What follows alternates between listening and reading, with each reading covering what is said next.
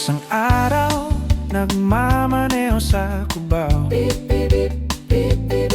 Aking nakita, babaeng saksakan ng ganda. Sinundan ko ang kotseng sinasakyan niya. Hindi ko nakitang may dumarating pala. Hindi ko naiwasan, kami biglang nagkabanggaan.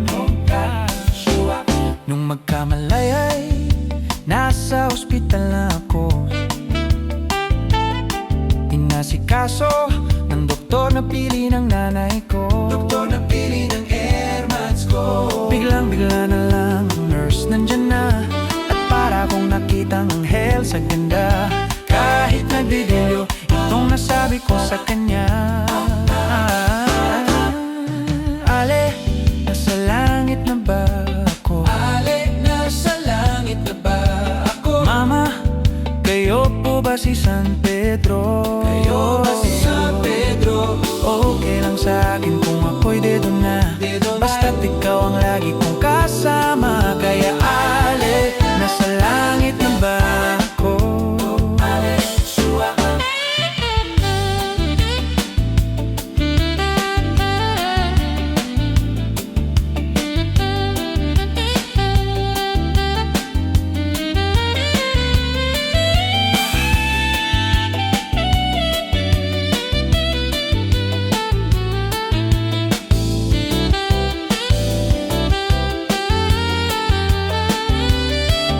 Paglabas ko, niyaya ko na siyang pakasal. Tinanggihan niya at nasabi may asawa na siya. Dinamdam kong masyadong sinabi niya. Hindi ko nakita hagdan, ubos na. Ako ay nahulog sa semento, ulo ko'y nahuntog. Nung magkamalay ay nandun na naman ako. Kaso ng doktor na pili ng utol ko. Doktor na pili ng utol ko. Biglang wala na lang ang bagong nurse nandyan na. Tinanong ko muna siya kung may asawa na siya. Ang sabi niya wala, ang puso ko'y biglang natuwa.